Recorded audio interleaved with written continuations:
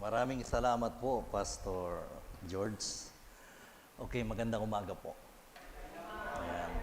Pwede bang sabihin sa katabi, ang ganda mo ngayon? Ayan. Mahal na mahal kita. Ayan. Sabihin niyo po, mahal na mahal kita. Ayan. Sa inyong katabi. Ayan. Marami na po akong utang sa pastor niyo dahil madalas po akong invite, kaya lang ay hindi po ako, sabi ko nga, ay walang panahon. Kaya lang ngayon ay sabi ko sa church, payagan nyo na uli akong umalis. Ano? Dahil po ang church sa Kaingin ay talagang binebless ng Panginoon. Hindi po dahil sa, ibig sabihin ay hindi naman po tayo prosperity gospel. Lagi ko nga sinasabi sa kanila na kapag ka tumanggap ka sa Panginoon, mas grabing pagsubok ang mararanasan mo. Ano po. Kaso po ay na-involve po kami ngayon, nagmi-mission kami sa Nueva Vizcaya, na yung lugar na walang cellphone, walang signal. At yung po aking mga apo ay nagtuturo po doon ng BBS. Dumadaan sila sa mga hanging bridge. Ayan. Ngayon po, may mga churches tayo na tinutulungan doon. Nung simulan po namin yon, alam nyo, nagkaroon lang po ako ng burden kasi ang kapatid ko pong babae, apat po kami magkakapatid ay puro kami, sabi nga, mga professional, kaya lang po talagang hindi mawala yung paglilingkod sa Panginoon. Yung akin pong kapatid na medtech ay lagi nasa misyon. Tapos yung pangatlo po namin ay nasa CCF naman dati, ngayon umalis na sa CCF, bumalik na po sa church, kasama ko na po sa church. At yung bunso lang po ang nasa Ireland, ano po. Siya po ang nagbabalita sa akin ng mga nangyayari sa mundo. Ano po.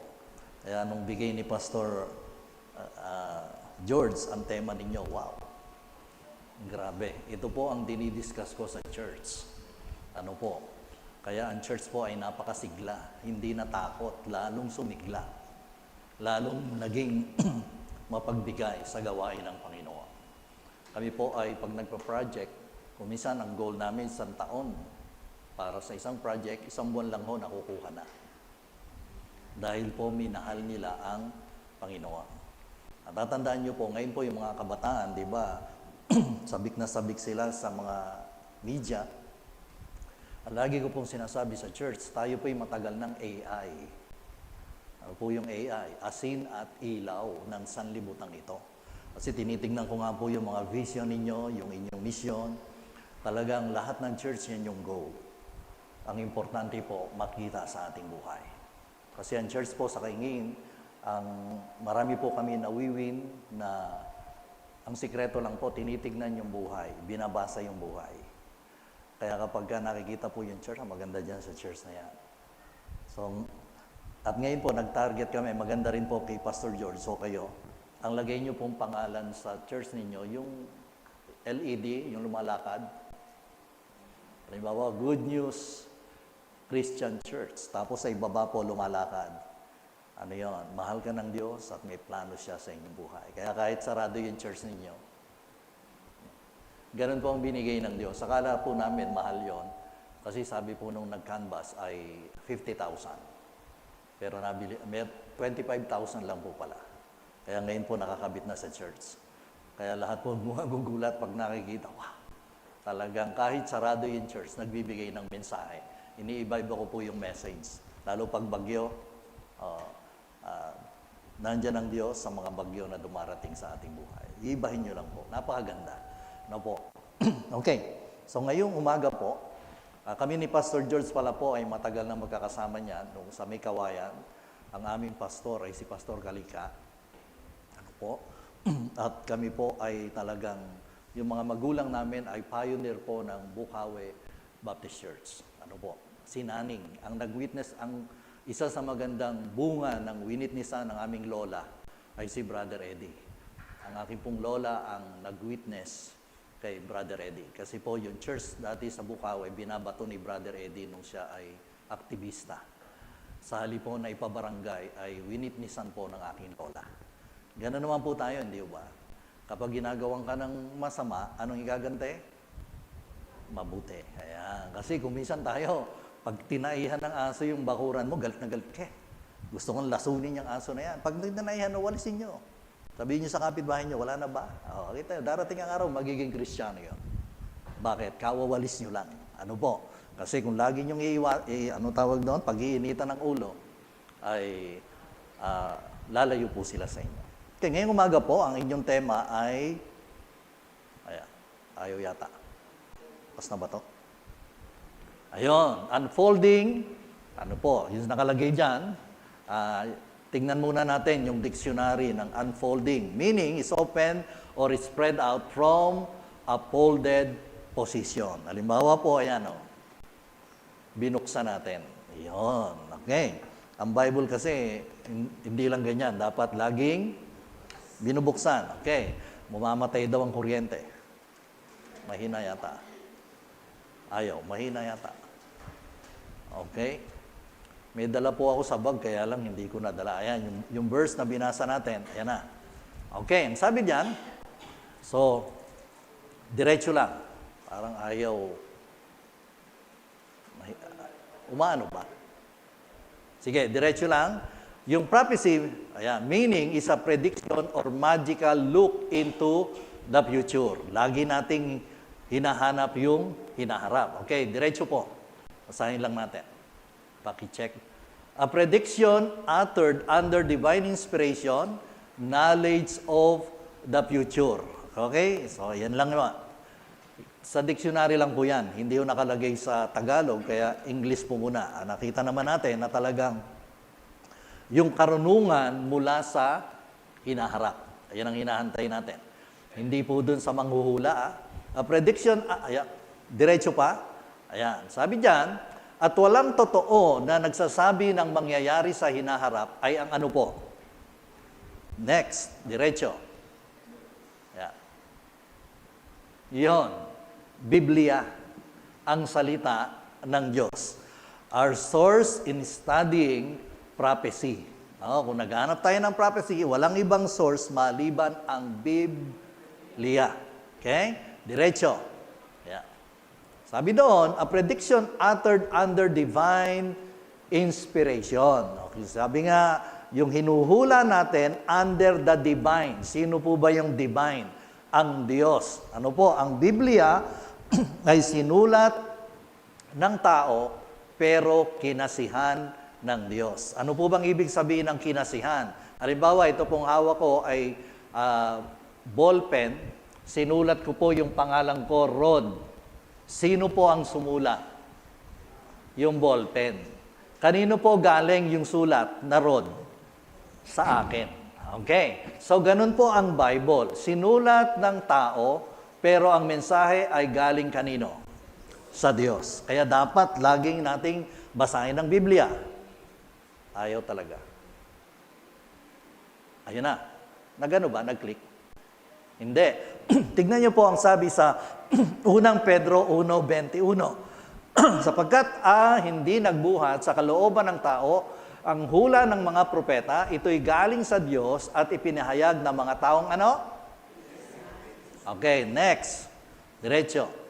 Sabi doon, the Bible is the basic instruction before leaving earth. Ayan, ang Bible ang nagbigay sa atin ano ba yung gagawin natin sa mundo bago tayo mawala dito. Diretso. Ayun, gumagana ba?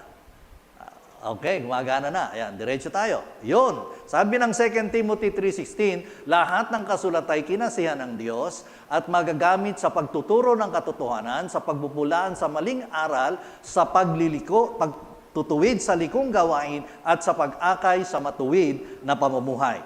Biblia, mensahe na po yan. Unang-una, magagamit sa pagtuturo ng katotohanan. Tatandaan niyo po, sa pagpapabulaan sa maling aral. Ano ba yung mga maling aral? Yung mga kinagis na natin. Huwag mong batiin yung bata, mausog yan. Kalagay ba sa Bible yun? Wala. Ano po? 3 po yung aking anak, batiin sa church, pero walang nausog. Baka ang nausog, yung bumate. Ayan po ang nangyari. Kaya ang sabi dyan, pag alam natin, katulad na lang po, malapit na uli ang Pasko, napakabilis ng araw, lalabas na si Jose Marichan. Hinahanap na naman natin ng swerte, magbabago na naman ang taon, kailangan ikaw maglagay ka ng prutas, 7 klase, sa mesa, lagyan mo ng bigas para hindi ka mawala ng bigas, yung mga bintana, lagyan mo ng barya. Nasa Bible po ba yun? Wala. Ano po? Kaya nga maling aral. Anong laging katwiran ng mga tao? Wala namang mawawala sa'yo. Napakalaki po ng nawawala sa'yo. Bakit? Kasi yung pananampalataya mo kay liit-liit sa pananampalataya sa Diyos. Mas sinusundan mo yung mga tinuro ng tao kaysa tinuro ng Diyos. Ano po? Kaya wag nyo na pong sabihin walang mawawala. Kapag nakita nyo sa Bible na hindi pala nakalagay sa Bible, paniwalaan natin ang Word of God. Kaya ang sabi diyan, sa pagtutuwid sa likong gawain at sa pag-akay sa matuwid na pamumuhay. Alam nyo na po yung mga liko, hindi po ba? So, ayoko po magsabi, baka hindi nyo na ako pabalikin dito. Kaya nga sabi dito, ang salita ng Diyos ay hindi para patamaan ka. Kundi ano? Para itama ka.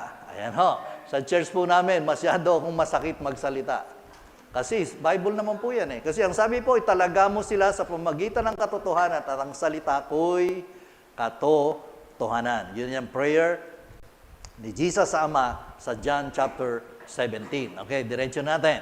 Sabi dyan, ang mga nasulat sa Biblia ay propesiya na mula sa Diyos mahigit na 8,000 taon na. Sabi nga, 1,000 talata sa Biblia ay prophetic. Tatandaan nyo po prophetic, yung binabasa pala natin sa Bible, prophetic. Sabi diyan, 37 different prophetic topic. Tatandaan nyo po. Okay, sabi diyan, maliwanag na ang pagdiriwang ng Kapaskuhan ay prophetic. Di po ba? Ipapanganak ang isang sanggol. Ayan. Sabi diyan, ito ay yung unang Pasko, subalit nangako si Jesus na muli siyang magbabalik. Yun po yung tinatawag na the second coming. Yan ang hinihintay natin. Yun po bang hinihintay natin? Baka hinihintay ninyo ayuda. Magtatampo lang kayo pag hindi kayo nabigyan. Ano po? Kasi kadalasan, ganyan na nangyayari. Okay, ang sabi dito, kaya tayo ay matyagang naghihintay sa nangyayaring ito sa hinaharap at salamat muli sa Biblia at sa banal na Espiritu na ating patnubay, lalo na sa aklat ng pahayag. Ano po ba yung aklat ng pahayag? Kasi tinatatakot nating basahin yan. Bibigyan lang natin ng background. Ano po? Ang sabi dito, bakit maraming Kristiyano umiiwas sa pagbabasa ng aklat ng pahayag? Yung Revelation. Okay. Sabi ko, ang pagbabasa ng aklat ng pahayag ay nagpapalakas at nagpapatatag ng ating pananampalataya sa Diyos, lalo na sa kanyang mga pangako na mangyayari sa mga huling araw o hinaharap upang hindi tayo manlupaypay. Yan po yung layunin ng Diyos. Sabi niya, pinakita na ng Diyos ang magaganap sa hinaharap sa aklat ng pahayag upang atin itong mapagandaan at mapokus tayo sa mga bagay na pangwalang hanggan. Hindi po sa mga bagay na pansamantala lamang. Lalo na napapansin natin na naiiba na ang mga nangyayari sa mundo. Napapansin niyo po ba? Kamakailan lang, dinaanan po yung aming lugar sa Taal ang tawag doon ni Kuya Kim, downburst. Yung biglang bumaksak yung buhos ng ulan, may kasamang yelo. Ano po, sabi nila, baksak po yung mga billboard doon po sa may Tambubong exit. Ano nyo po, may mga yelo. Kaya kakaiba nang nangyayari. Sabi ko nga, ngayon, habagat lang, kinatatakutan, hindi na po bagyo. Bakit? Kasi anong mapapansin natin? Habagat lang, grabe yung baha. Ano po? Pero kayo matakot. Ang Diyos ang bahala. Alam niyo po ba, nung dumating yung una kong sasakyan, binigay ho ni Lord yan, nilubog ng baha. Yung Avanza, ay sabi ni Lord, maliit yan, ipapalitan natin. Ginawang ras, ayan na po. Ras naman. Hindi po ako nag-worry. Sabi nga ni Pastor George, ako po yung pastor na hindi nai-stress. Ang nai-stress po sa akin, yung mga member. Kaya nga, nakikita niyo, ilang taon na kaya si Pastor? Ako po yung magsi-62 na sa September 3. Senior na po ako. Minsan ay pumipila ako sa senior at pinapaalis ako ng matatanda. At sabi sa akin, doon po kayo sa sabi ko, senior na rin po ako. Ay, sorry po. Ay, okay. Kaya makikita nyo po na talagang hindi tayo dapat ma-stress. Bakit? Binigyan na ng Diyos ang lahat eh. Ba't ma-stress pa tayo? Kahit tinamaan ka ng sakit, di, okay lang, Lord, kung mamamatay na, kunin mo na. Alam niyo po, yung aking tatay, tinamaan po yan ng stage 4 cancer. Hindi niya pinapansin ng tatay ko. Kami rin naman, hindi namin pinapansin. Hindi na namin pinakimo, wala na lahat. Uminom ka na lang ng gamot. Umiinom na ng gamot. Nung isang araw, nakita ko, nasa taas ng puno, nagpuputol ng mangga.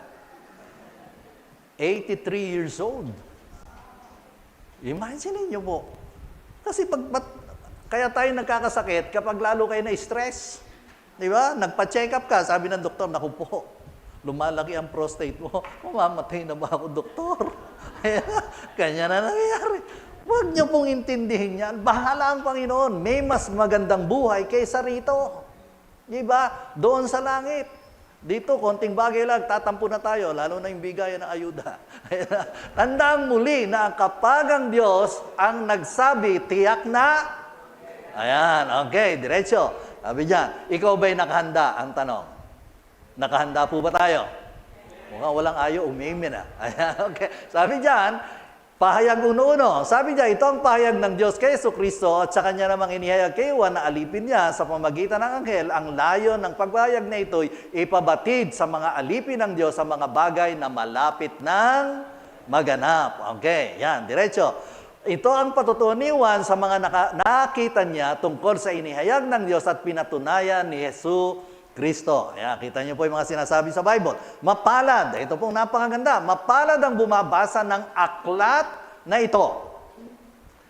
Ang mga nakikinig sa mga hulang inihahayag nito at tumutupad sa nasusulat dito. Tignan niyo po yung sinabi ha, tumutupad. Baka basa lang tayo ng basa, hindi naman natin tinutupad. Okay, sapagkat ang lahat ng ito'y malapit ng maganap. Okay, diretso. Sabi diyan, mapalad ang mga taong nagbabasa ng aklat ng pahayag, hindi ito nakakatakot, kundi nagbibigay ng katiyakan at sa mga dapat nating gawin. Okay, ito na. Dahil sa lahat sa sanlibutan ay walang katiyakan at mawawala. Kahapon po, magkasama kami ng aking misis. Hinahanap nila Pastor George. Kasama kami kasi binuo po namin yung isang church na tinutulungan ko po sa rice mill. Kaya may dala po akong bigas eh. Nagkakasalu-salubong. Alam niyo po, mga 9 years na kaming hindi bumibili ng bigas. Sa kabutihan ng Diyos. Bible study, na-bless po yung may-ari ng rice mill. Kada buwan, binibigyan po kami ng kalahating kaban. Eh, ang problema po, ang senior, less rice. Kaya yung bigas sa amin, nagkakasalu-salubong.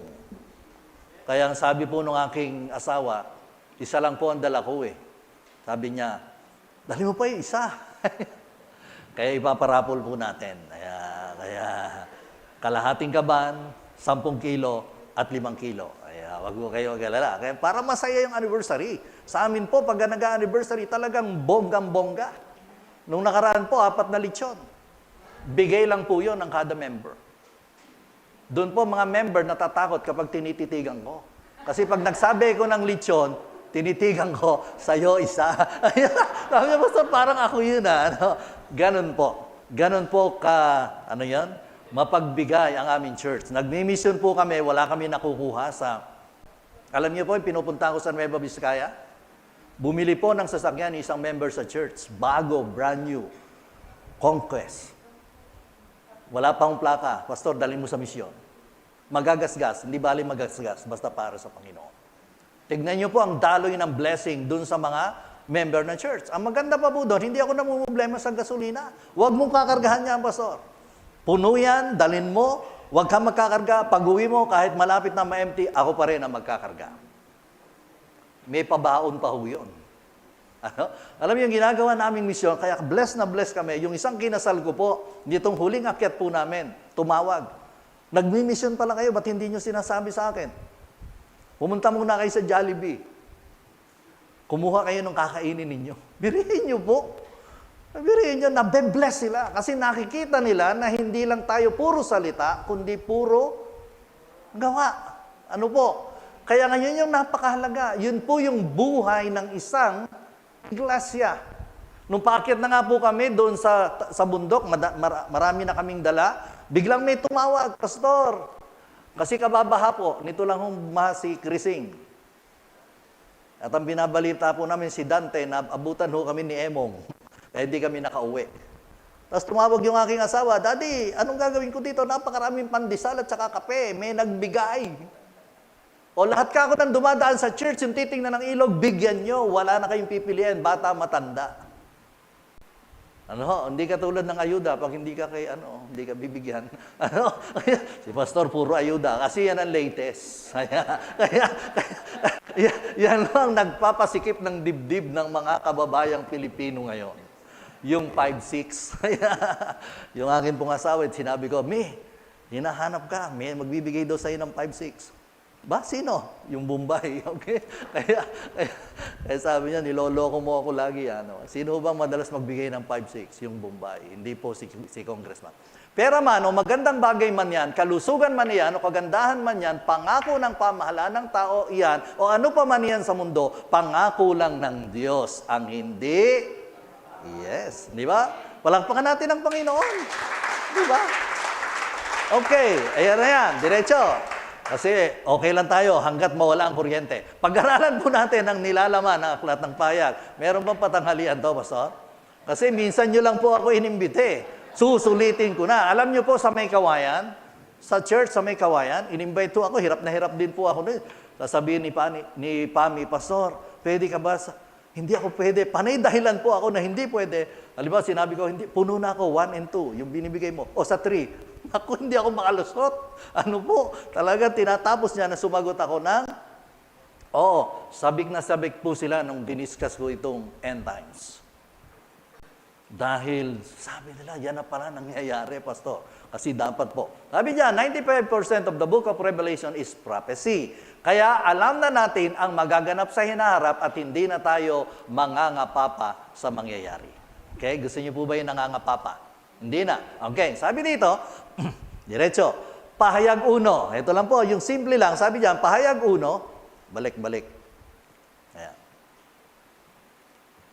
Ito po ang laman. Ito po ay patungkol kung sino si Jesu Kristo.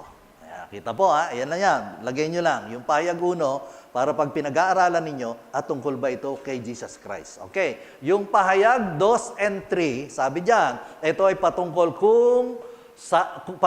sa iglesia. Alisin niyo po yung kung. Kasi kung minsan talagang mahirap mag-type .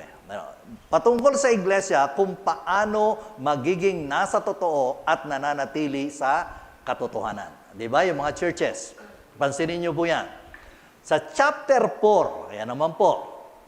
Chapter 4 ay patungkol kung ba't lagi may kung? Sa pag-akyat, alisin niyo po yung kung, kasi ine-edit ko po yan. Sa pag-akyat ni Jesus sa langit, pansamantala, upang makita niya ang trono ng langit. Ito po yung pananambahan sa langit. Kaya pag binasa niyo yan, ano po? Yung buong chapter. Okay, chapter 5. Ayaw na tuloy. Back up uli.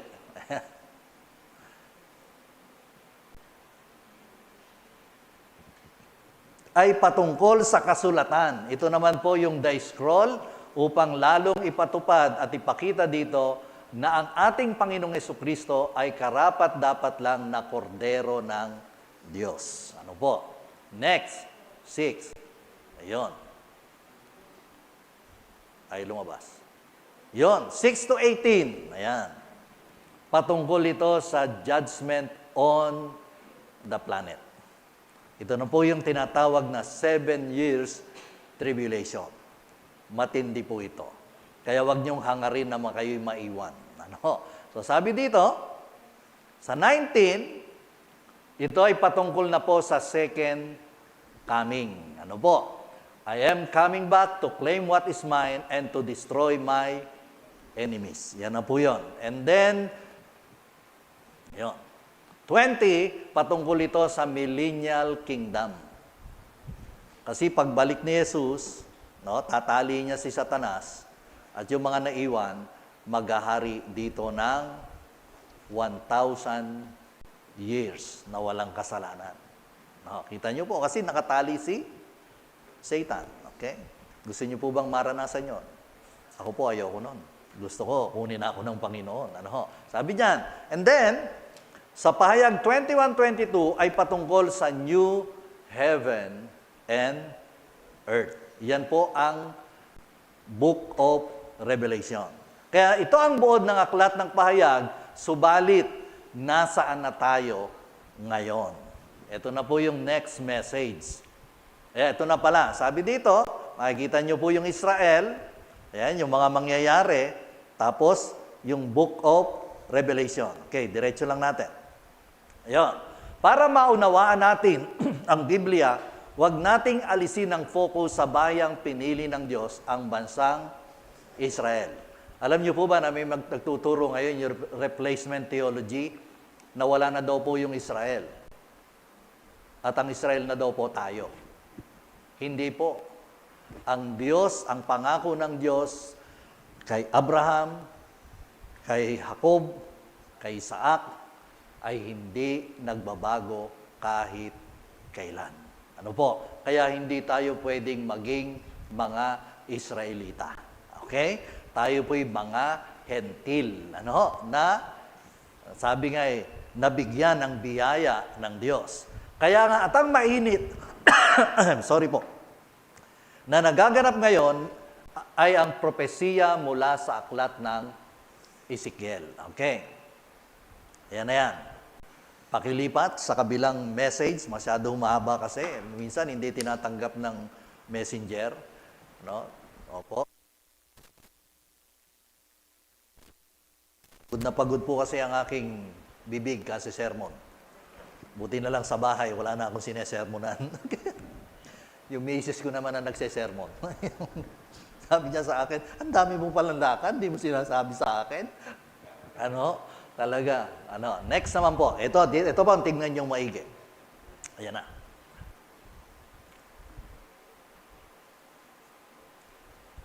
Okay, wait lang po natin. Enjoy po yung mga kababayan kasi po ang number 1 inaatake ng demonyo ngayon, alam niyo po kung ano? Pamilya. Pinag-aaway-aaway ang mag-asawa. Anak, mga anak, yan po yan. Napospon po dapat kahapon po, meron akong 12 mag-asawa na kakaunsilan. Napospon kasi nagkasakit po yung promotor. Kaya sabi niya, Pastor, sa August 17 na lang, itutuloy. Bilhin niyo po yan. Talagang, miski mga anak namin, dumaranas po ng pagsubok. Mag-asawa, anak. Nakikita niyo po. Kasi yan, alam ng demonyo, kapag sira ang mag-asawa, sira na lahat. Diba? Pag sira ang pamilya, sila ng lahat. Diba? Ako po, bilang pastor, talagang sabi ko nga sa aking mga anak, hindi ako ayokong makikinig lang kay sa akin dahil sa, nagluloko ba ulit? Ayaw. Sabi nga, ano tawag? Okay.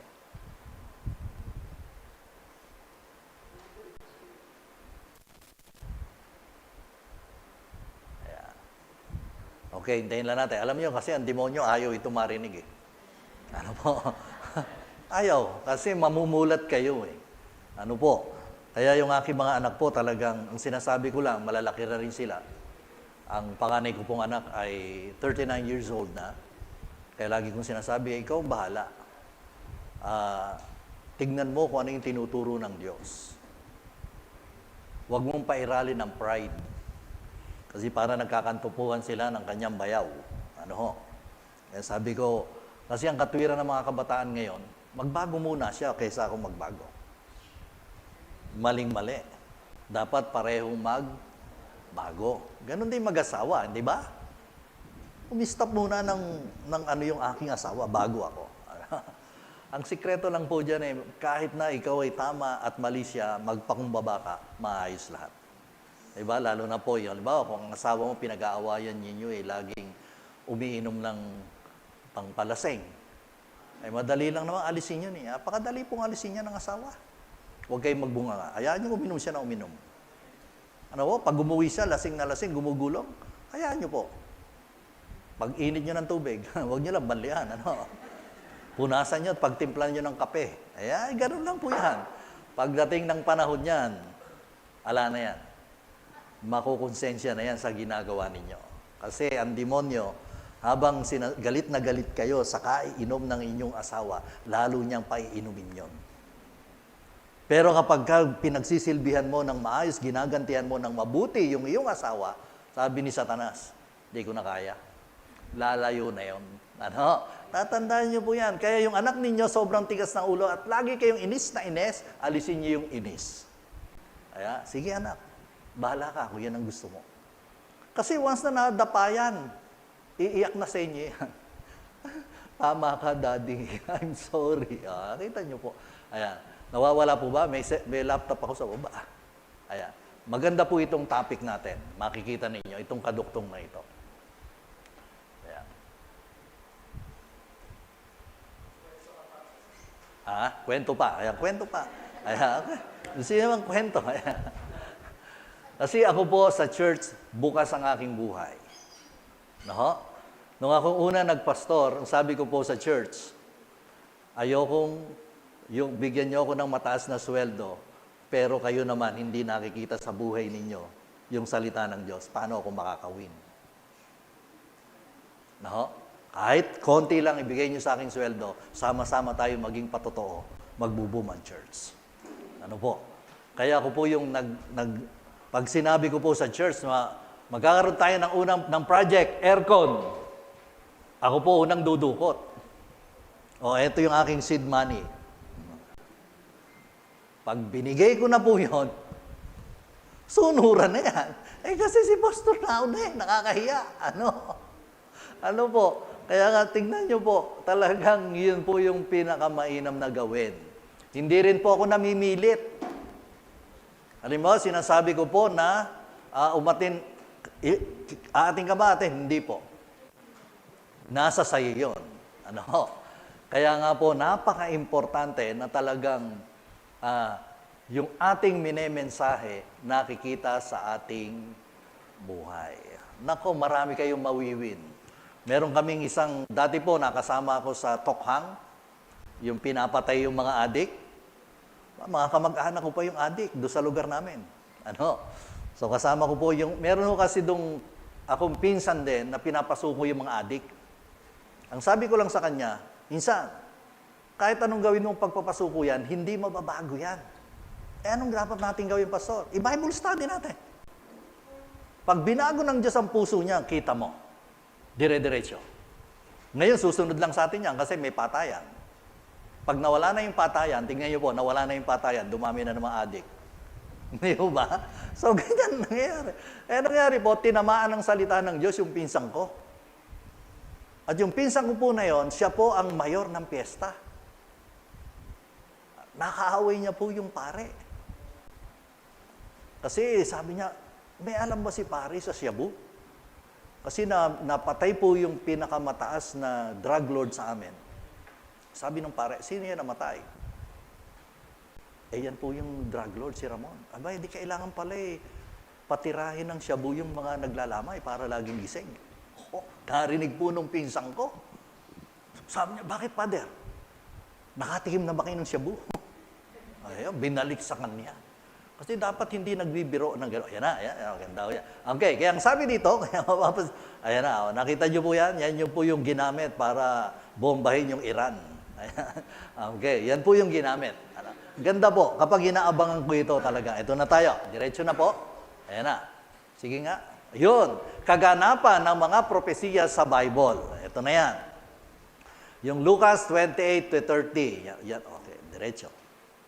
Yan. Ang mga Israelita ay naging matigas ang ulo at masuwayin sa nais ng Diyos sa kanila, kaya't niloob niya na sakupin sila ng iba't ibang bansa. Okay?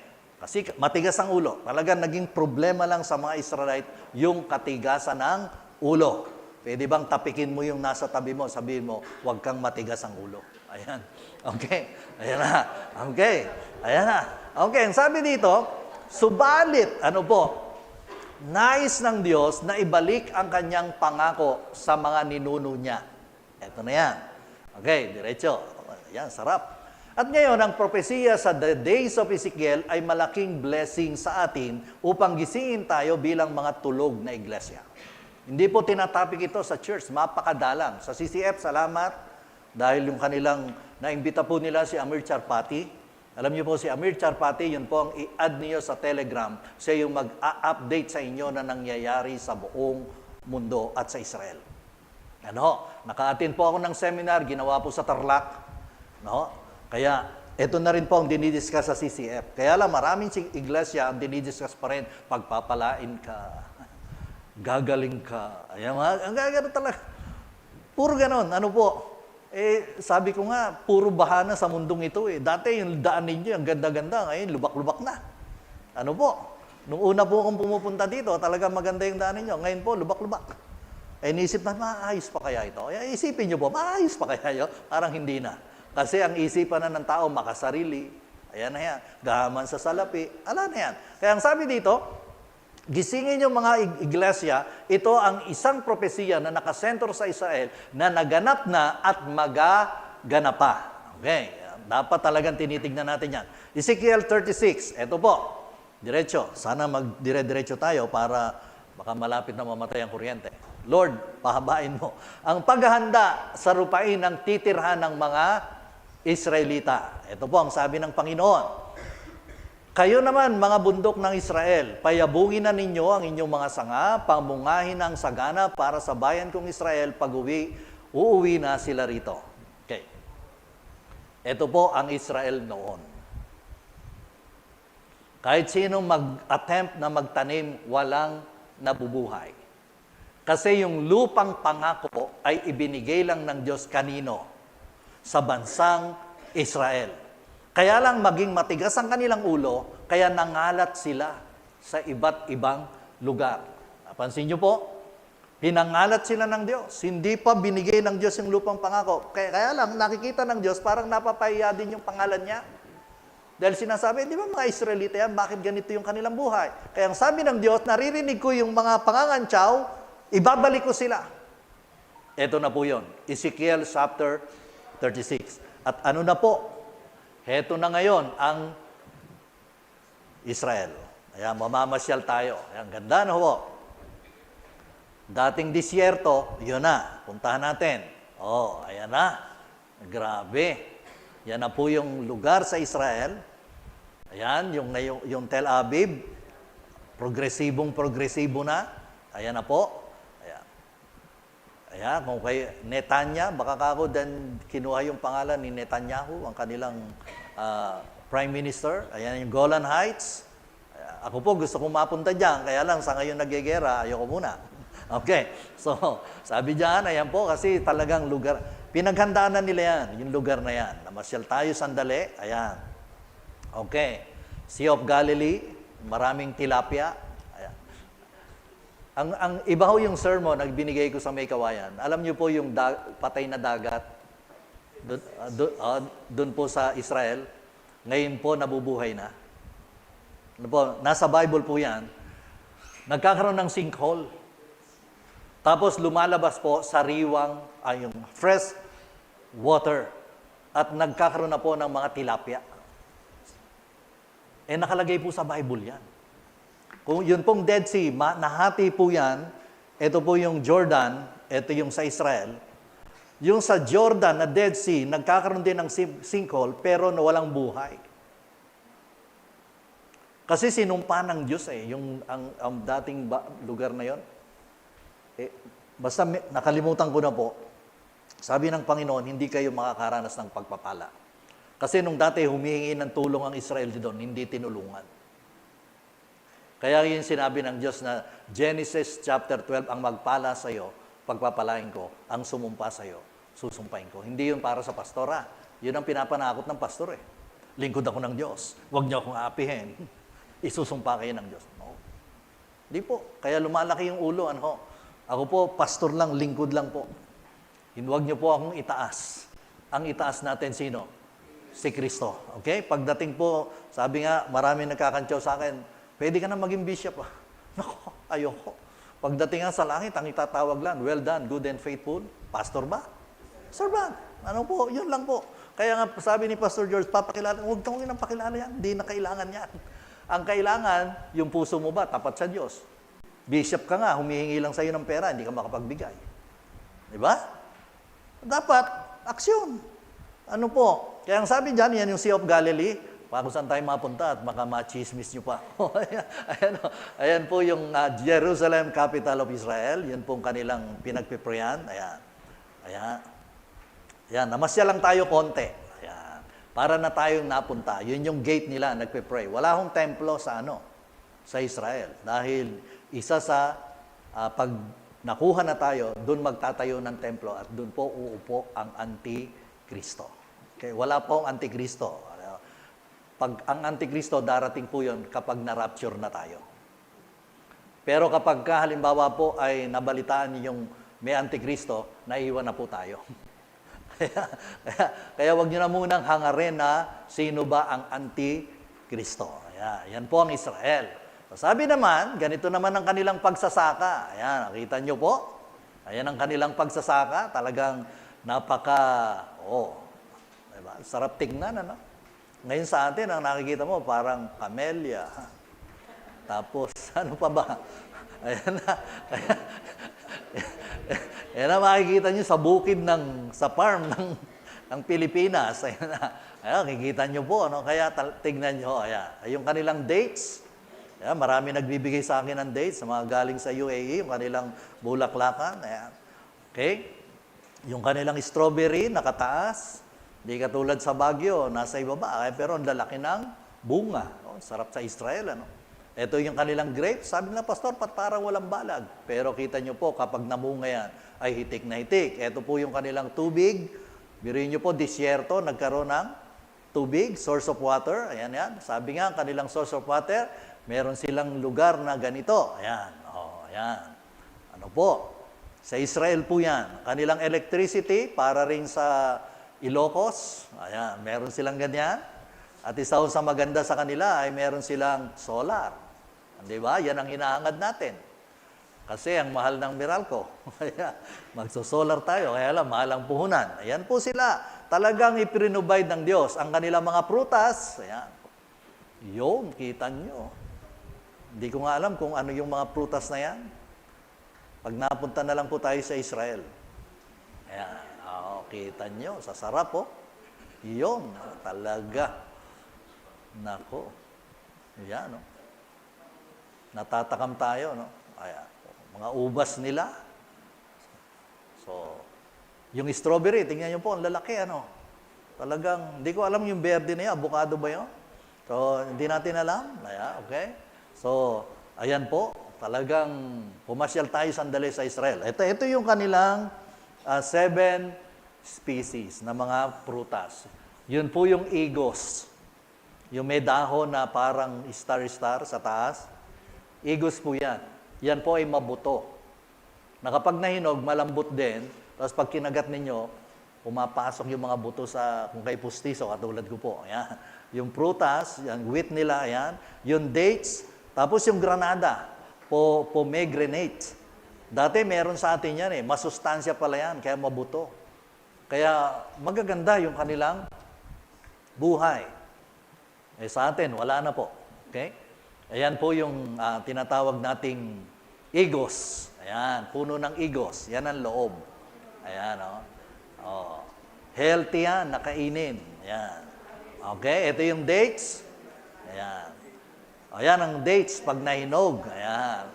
Kauubos lang po yung bigay sa amin. May umuwi na galing Dubai. Alam nila na si Pastor Rica mahilig sa dates. Yung aking misis, kahit may diabetes. Ayan, mahilig. Ito po ang olive.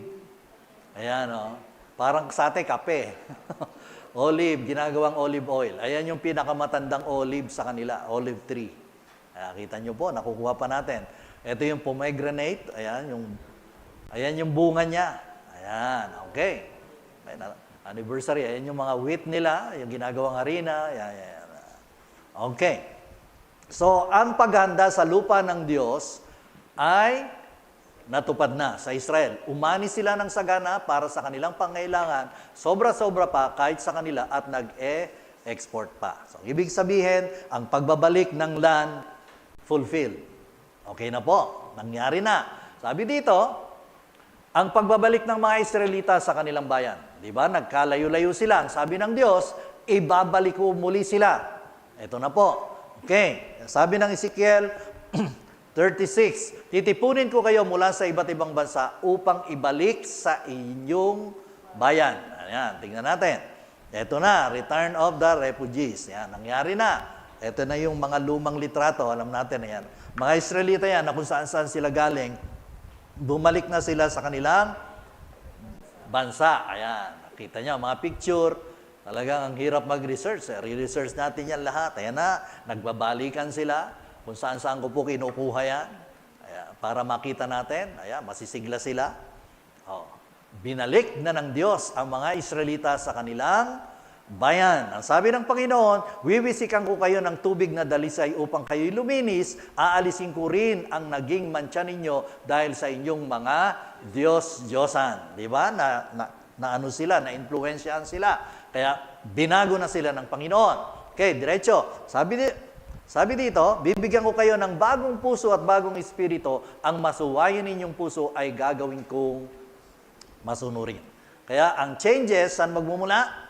Sa Diyos. Okay? Kaya yung asawa ninyo, sabi nyo, babaguhin ko yung asawa ko. No, wag niyo pong gawin yon. Ang Diyos ang babago sa kanya. Para mabago siya, kayo muna ang magbago. Ayan. Kaya pag nagalit yung asawa mo, sweetheart, anong gusto mo? Pagluto kita? Ayan. Pag nagalit pa rin, ipaglaban naman kita. Pag nagalit pa rin, masahihin kita. Ganun lang po yan. Yun ang dapat natin gawin. Hindi siya tatagal sa mabuting ginagawa natin. Kaya ang sabi dito, bibigyan ko kayo ng aking espiritu upang makalakad kayo ayon sa aking mga tuntunin at masunod ninyong mabuti ang aking mga utos. Bakit po natin nasusunod ang utos ng Diyos? Dahil sa banal na espiritu. Ganyan nung kabuti sa atin ng Diyos. Bakit ganyan ang aking ugali? Kasi ang bunga ng banal na espiritu yan, love. Di ba number one? Okay, alam niyo po, yung tatlo na yun, napakahalaga. Love, kailangan nasa yung Panginoon. Kasi yung love, pwede rin gawin niya ng hindi Kristiyano. Di ba? Sa ating mga Kristiyano kasi ang pinaiibig, kaaway. Kaya nagagawa natin, ibigin ang kaaway. Bakit? Nasa atin ang banal na espiritu. Ay yung hindi mga Kristiyano, ibigin ang kaaway? Nako, sunugin ko pa yung bahay. Pero ang ibigin, hindi. Nakita nyo po, ganon kabuti ang Diyos. Salamat sa banal na espiritu. Hindi ho ba? Kaya lagi tayong papuspos sa Santong Espiritu. Kaya ang sabi dito, ititira ko kayo sa lupaing ibinigay ko sa inyong mga ninuno, kayo ay magiging bayan ko at ako ang inyong Diyos. Kaya diretso. Ang pagbabalik ng mga Israelita sa kanilang sariling bayan ay ano rin? Ayan na sila. Okay, natupad na. The Lord, sabi ni Amir, yan po yung si Amir Charpati na lagi kong nire-research, the Lord is bringing His people back to His land. Data presented at Israel Parliament showed that in 2024 during war, 32,281 new immigrants from 94 countries moved to Israel. Ngayon po, marami pang babalik. Alam niyo po kung bakit? Binubuli ang mga Israelita sa buong mundo. Kanina lang po, dun po sa London ba yun? UK? Nakita lang siya yung yung mga Israel po kasi may suot silang ganito, yung somblerong nakapatong lang. Binugbog. Na walang kadahi-dahilan. Kita nyo po. Kaya mag-uuwian sila. Natandaan nyo po. Ang sabi dito sa Ezekiel 37, sabi naman po na Ezekiel 37, ang pagsagip sa mga Israelita nung panahon ng Holocaust. Okay. Sino po ba yung namuno nung panahon ng Holocaust? At sinabi nila, ito na yata yung Antikristo. Alam niyo po kung sino yon? Si Hitler. Ayan. Okay. Si Hitler. Sabi dito, ang lambak na puno ng kalansay. Sabi sa Ezekiel 37. Sabi diyan, okay. Akala natin kung anong kalansay yan. Ezekiel 37, sabi niya, tinanong niya ako, tao, palagay mo ba ay maaari pang mabuhay ang mga kalansay na ito? Sumagot ako, kayo po lamang ang nakakaalam, Yahweh. Okay, sabi diyan, sinabi niya sa akin, magpayag ka sa mga kalansay na ito. Sabihin mo, mga tuyong kalansay, dinggin ninyo ang salita ni Yahweh. Diretso tayo. Sabi niya, ito ang sinasabi niya, bibigyan ko kayo ng hininga at kayo'y mabubuhay. Okay. Lalagyan ko kayo ng litid at laman at babalutin ng balat. Bibigyan ko kayo ng hininga at kayo mabubuhay. Sa gayon, makikita nilang ako si Yahweh. Okay. Sinabi sa akin ni Yahweh, tao ang bansang Israel ay tulad. Ito po pala yun. Ng kalansay na ito. Sinabi nila, tuyo na ang aming mga buto, wala na kaming pag-asa, lubusan na kaming pinabayaan. Okay, kasi nung time na yon. Kaya nga, magpayag ka, sabihin mong pinasasabi ko, bayan ko, ibubukas ko ang iyong libingan, ibabangon ko kayo at iuwi sa inyong bayan. Okay. Kung maibukas ko na ang inyong libingan at maibangon ko kayo, makikilala ninyong ako si Yahweh. Okay. Hihingahan ko kayo upang kayo mabuhay at ibabalik ko kayo sa inyong sariling bayan. Sa gayon malalaman ninyong ako si Yahweh ang nagsabi nito at aking gagawin. Okay. Diretso. Ito ang ibig sabihin ng Diyos sa salita niyang ito. Ganito ang naging itsura ng mga Israelita nung nakaraang Holocaust. Ayan. Butot balat. Mga mukhang kalansay. Nakita ninyo po. Yan yung tinutukoy ng Ezekiel 37. No? Yan yung propesiya. Kita nyo? Sa ngayon po, di ba, ang pinalalabas nila, ginugutom daw yung mga ginegera sa Gaza. Huwag ko kayong maniwala. Marami pong fake news ngayon. Ang ginugutom po doon, yung mga hostages. Butot balat na rin po sila. Yung mga Hamas, saganang-sagana sa pagkain. Ano po, marami po akong clips na nada-download, binibigay niya. Na nakapaikot sa bansang Israel, talagang gustong patayin sila. Pero hindi na kaya. Kaya mangyayari po, parang tayo po ngayon, dire-diretso na po yung gera, wala nang hinto, papunta na tayo sa tinatawag na Gog in the land of Magog. Ang ibig sabihin, ang Russia, ang Iran po kasi, ang gustong-gusto lang ng Iran, patayin ang buong Israelita. Ubusin. Kaya lang, ang Israel, hanggat inuubos nila, lalong binebless ng Panginoon. Kaya ang kanilang ekonomiya, kahit nasa gera, ang nangyayari po, ayan ha, okay. Anong sabi doon? Ayun, thank you. Ayan. Ayan na po. Kaya, maganda sana may mga litrato. No? Pakikita na lang ni Pastor George sa linggo. Okay, ang sabi dito, ayan na po ang mangyayari. Na talagang, kita nyo nga, mga military nila, mga babae. No? Gagaling yan, yung kanilang mga jet fighter, babae po. Na, talagang sila yung lumalaban. Ayan, no? Nakikita ninyo. Talagang mahal na mahal nila ngayon ang kanilang bansa. Tayo po, kikirahin ng China. Sino po gustong pumasok sa sundalo? Ayaw. Okay? Kasi sila, binigyan ng Diyos na kapag may missile, meron silang tinatawag na sumasalubong sa missile. Kaya nag-Iron Dome. At ang maganda po ngayon, yung Iron Dome na yun po nila, alam niyo po ba, pag lumipad yun, $1 million. Ang kabutihan po ng Diyos, may na-invento sila ngayon, yung tinatawag nila na laser. Kuryente lang. Hindi na gagasta. Kaya paglipad na yon, titirahin lang po nung laser. Sabog. Tayo, Puiton. Happy New Year. Okay. Kaya nakita nyo po, binebless sila. Ang kanilang ekonomiya ay lalo pong tumatatag. Kaya ang Russia, mapapansin nyo po, ang Russia, di ba, hindi niya matalo-talo ang Ukraine? Ano po? Parang pinoprotektahan din ng Diyos ang Ukraine. Kaya magkakaroon ng problema, nilindol ang Russia. Makita nyo po, lahat ng ekonomiya babaksak. At pag-iinteresan po ang ekonomiya ng bansang Israel. Kaya po mangyayari yan, yun pong Iran, yung Persia dati, magiging pong kakampi kay Russia. Magsasama. Turkey, lahat na yan, sasakupin nila ang bansang Israel. Sa ngayon po, tumutulong si Trump. Gusto niyang itaas ang ekonomiya, pero babaksak. At papansinin niyo po, yung European country, marami ng Muslim. Kasi ang Muslim po ngayon, meron din silang hinahantay na kanilang Messiah, ang Mahdi. At ang sabi po nila, malapit nang dumating si Mahdi, pumatay tayo ng maraming Kristiyano. Tayo po anong sinabi ng Panginoon? Mangaral tayo ng Ebanghelyo sa kanila pagpatay. Kaya yan po sila ngayon, mas aktibo sila. Kaya mapapansin niyo po, biglang dami, no? No, hindi natin alam yung kanilang ano. Sila po, kahit na nangangako sila sa inyo, pero hindi nila tutuparin. Kasi tingnan niyo po yung nangyari sa Gaza. Tinutulungan sila ng mga Israelita. Anong ginawa nila? Kaya nga hindi na po mababago ang Gaza kapag hindi naalis ang Hamas. Bata pa lang, tinuturuan ng i-hate ang mga Hudyo. Bumarel, pumatay. Kaya napapansin niyo po, ito na yung sitwasyon na nangyayari ngayon.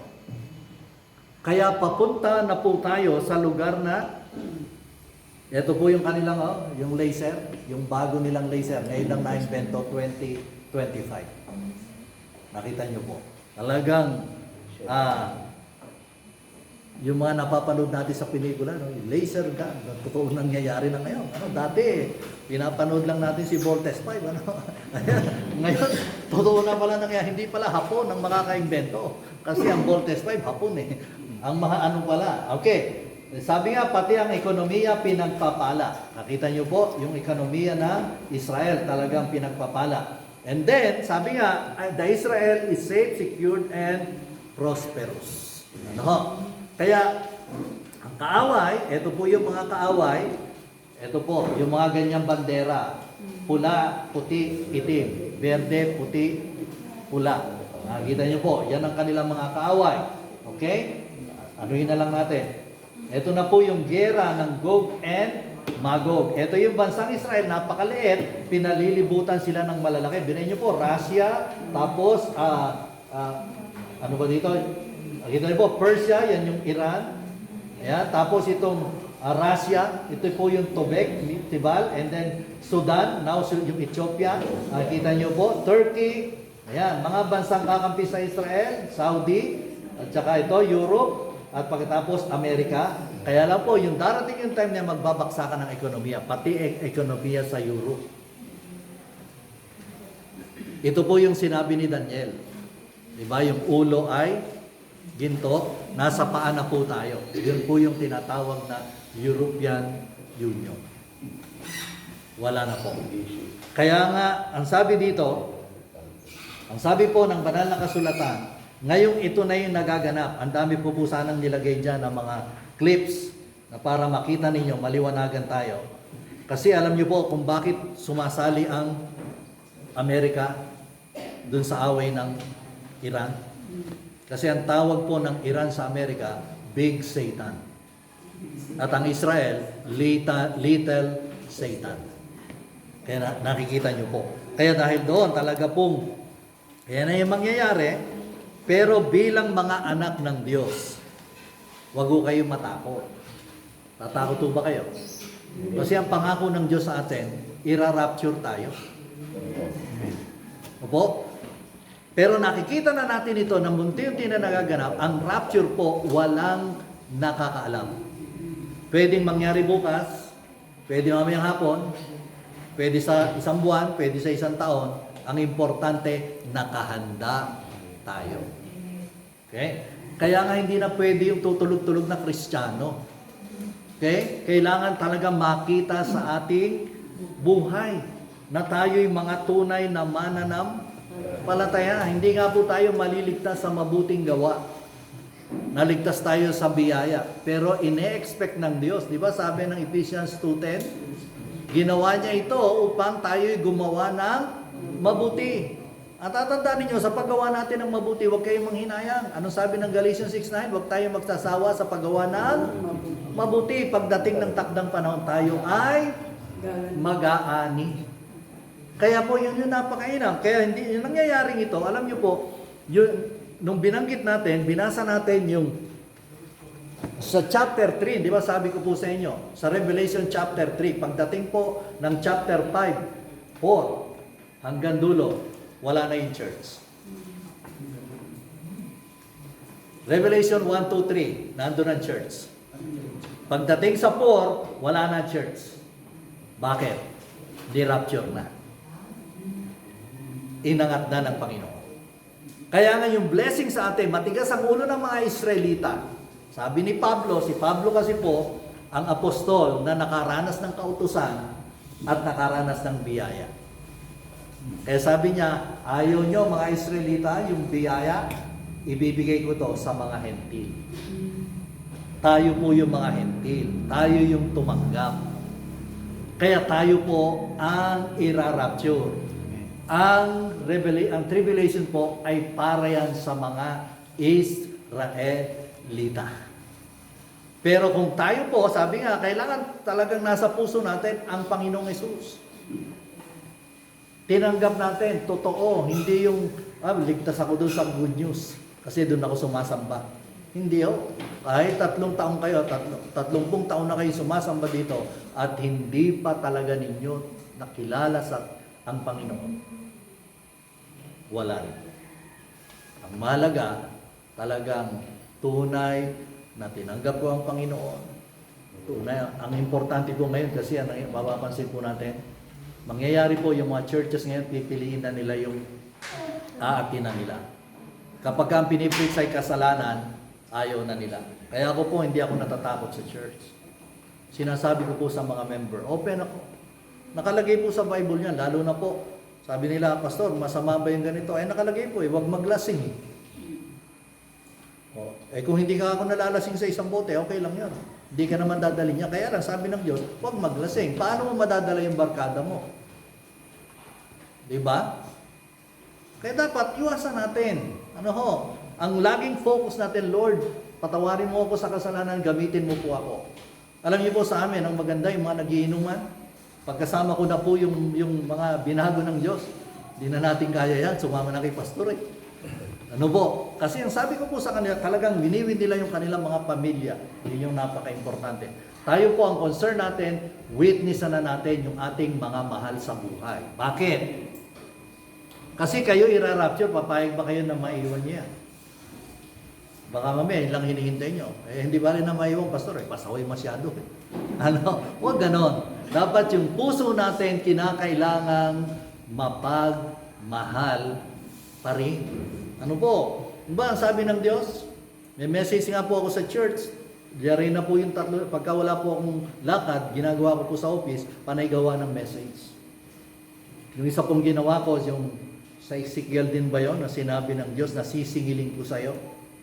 Alam mo nang masama yung ginagawa, hindi mo pa sinabihan, sisingiling ko sa'yo. Ang mahalaga po, masama ginagawa, sabihan po natin, nasa sa kanya na yon kung gagawin niya o hindi. Huwag niyo pong pilitin. Kasi meron po kaming dating member sa church, pulisya. Yung mga kapatid niya gusto niya makakilala sa Panginoon. Kaya lang, naging sitwasyon, nilalabasan niya ng baril. Ayaw niyo tanggapin ng Panginoon. Sa halip na makakilala sa Panginoon, natisod sa kanya. Hindi ba pinipilit? Kasi sa atin, alam niyo po, ang sikreto ng church, hindi po kami namimilit. Nakikita sa buhay. Tuwing December, may project po ang church dun sa lugar namin.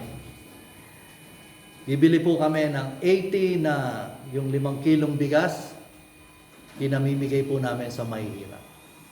Hindi po ako nagsasabing bigay ng church. Binibigyan lang po namin. Walang witnessing. Binibigyan lang po ng tracts. Tapos, meron kami mga ukay-ukay, namimili po sila doon. 5 damit. Bago magpasko.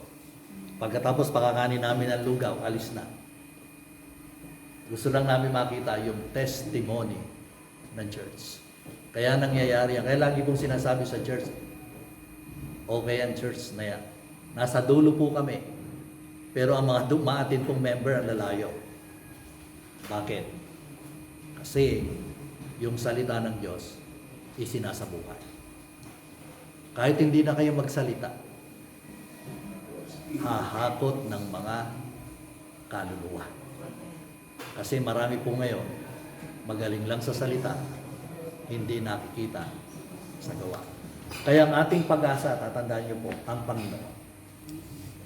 Ang ating Panginoon. Kapag nakikita na natin, nangyayari na to, marami po sana, sabi ko nga kay Pastor, napakarami ko ng message. Kaya nung sabihin ni Pastor, i-unfold, nako. Kahit wala na tayong uuwian, napakarami ko pong mensahe. Kaya lang, magugutom kayo. Hindi po ba ang sarap pakinggan? Bakit? Kasi ang pag-asa natin, si Kristo, pinili tayo ng Diyos hindi para parusahan, kundi upang iligtas ng ating Panginoon. Kaya nga pag tayo nakakaranas ng ganyan, look up. Oh, lagi ko ang prayer, Lord, bumalik ka na. Yung mga nanay ko, sabi ko sa kanya, Nay, palakas pa kayo. Yung sinelebrate namin, yung isang lola, isang member sa church, 100 years. Gusto na daw niya umuwi. Sabi ko, hintayin natin yung rapture. Malapit na. Na maranasan nating lilipad tayo, kukunin tayo ng Panginoon. Bibi po, napakabilis no. Anong sabi ng Bible? Isang-isap mata, wala ka na. Ano po, at doon magkakaroon ng, sabi nga, doon na papasok yung tribulation. Alam niyo po, pinopromote nila? Yung daw rapture, kinuha tayo ng mga alien. Kaya napapanood niya sa TV, hindi ba? Yan ang pinopromote nila.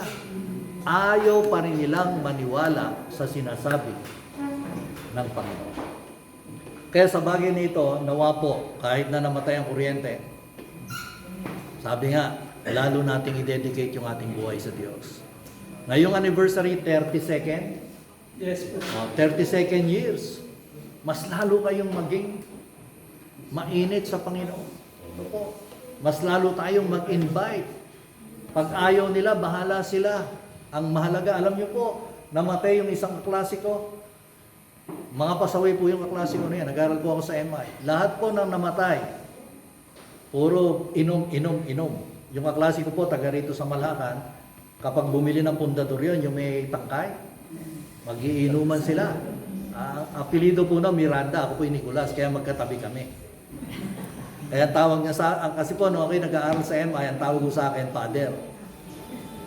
Kaya pag nagkakasama kami, sabi nila, buti na lang tayong mga magkakaklase, mga demonyo tayo, may isa pang anghel. Tinuturo po ako. Unang namatay, diyan po binurol sa Kamalig, yung burulan. Pinuntahan ko po, salamat sa Diyos, yung mga anak, umati na sa CCM. Pagkatapos po, sumunod naman, yung kaklase ko talaga, pilit lagi akong pinapainom, hindi ako makainom. Taga-ano naman po ito. Doon po nakatira sa Gawing Banga. Punturin ba yun? Gawi doon, namatay din. Ano po? At ito lately, taga Marilao. Sabi ng nung asawa, pasaway kasi ang, sabi ko, mabait naman. Kaya lang sabi ko po, importante po yung mga kaklase ko, sinasabihan ko tungkol sa Panginoon. Na kung siya naghihingalo, maalala niya yung sinabi ko na kailangan ang pananampalataya. So, simple lang naman po hinihingi ng Diyos, di po ba? Manampalataya tayo sa Kanya. Wala na pong maraming requirements. Diba nung nakapako, hindi naman sinabi ng Diyos, sumabi ka sa church, magpabautismo ka, magpakabait ka, kundi nung tinanggap ng lalaki na siya makasalanan at humingi ng kaligtasan ang sinabi ni Jesus, ngayon din, isasama kita sa akin kaharian. Alam niyo po, nung dumating po ako doon sa patay na yun, kasi mga klase ko, yung mga kasi sa mga reunion, nang-aarte pa ng ibang mga kaklase, hindi ba? Kaya sa akin, mauna na ako. Pagkauna ko po doon, kinausap ko yung asawa, sabi ko doon sa asawa, ako po yung kaklaseng pastor, pwede ba tayo mag-service? Nag-service po kami. At ang sabi ng asawa, pastor, nabunutan ako ng pain. Ang sabi ko po sa kanya, hindi ko magja-judge kung yung aking kaklase ay tumanggap sa Panginoon, diretso siya sa piling ng Panginoon. Dalawa lang naman po ang pupuntahan ng tao, ano? Langit at impyerno. At ang sabi ko po, kung siya nasa langit o saan pa man, sa dalawang iyon, nagpe-pray ang inyong asawa na merong pastor na pumunta dito sa kanyang burol at mangaral ng salita ng Diyos. Yun po yung napakainam. Samantalahin na po natin ang bawat pagkakataon. At ang unang-una nating i-win, sino?